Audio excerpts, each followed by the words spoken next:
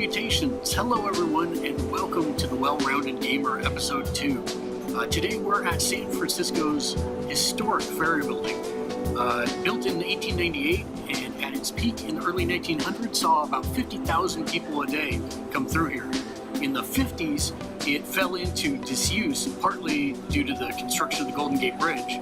But in 2003, it reopened and now sees over 120,000 people visited per week, with the majority being commuters who use the ferries, but a huge spike going from the famous farmers market that is open on Tuesday, Thursday, and Saturday. The Saturday farmers market alone has over 20,000 people come every weekend, and it goes year-round, is considered to be one of the best farmers markets in the world. Now don't worry, that's already on the books for a future episode, but why did I pick the Ferry building? Well, to me, it's the epitome of San Francisco. It's a thing made up of eclectic parts that transcends each as a whole. It's a crazy, eclectic hodgepodge of cultures, cuisines, lifestyles, vegan shops next to meat vendors, tea rooms next to mushroom shops where you can get any kind of mushroom you can think of for cooking. For cooking, Alan. For cooking. Don't make me turn this video around.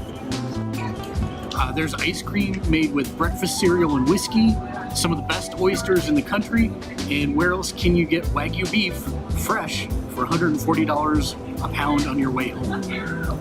It's an overload of squee that I could spend 20 minutes on or more alone, but I'd rather you see it for yourself. I just want to give you a taste of it. Speaking of eclectic things that transcend their parts to make something interesting, if you haven't been keeping up, Oculus, the VR company owned by Facebook, is in some trouble this week. You see, they've been in some legal battles with a company named Zenimax over some stolen data that was used to create the original Oculus. And they were sort of found guilty. It's complicated and long, and I don't want to go too far into it. But Facebook was ordered to pay a $500 million fine. And a Facebook rep was caught saying that that would not be a material impact for their business.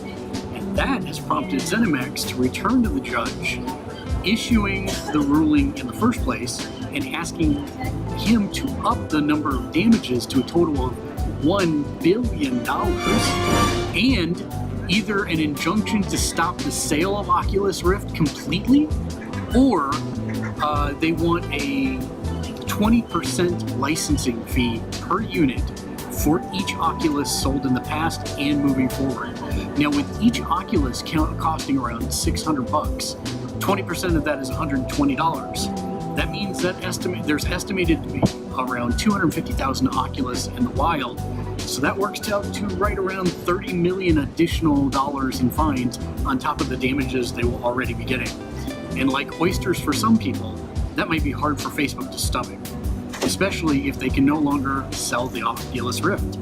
Oculus is already third and smallest in market share for the VR space, so this is not good news for them. I thought I'd share with you the story of how I found the Ferry building and what it meant to me at that point. Now, I had moved here from Grand Rapids, Michigan. Didn't know anyone, didn't know anything about the city, and I needed to find things to do. So the Ferry building was the first thing my wife and I found, and it was on a Saturday, so it also happened to be the first day that the farmers market that we'd been to it. And it was absolutely amazing. There was so much food, so much produce, and it was inexpensive comparatively for the rest of San Francisco. And besides being an excellent place to catch Pokemon, really, it's also beautiful, breathtaking, and a real signpost that you aren't in Kansas anymore. I like to come and sit and look across the water, listen to the seagulls, and watch people. It's one of the most interesting places in the city, and you'll see and hear every language, every people possible. Boat horns. It's the first place we take guests to, and there's never enough time to stay.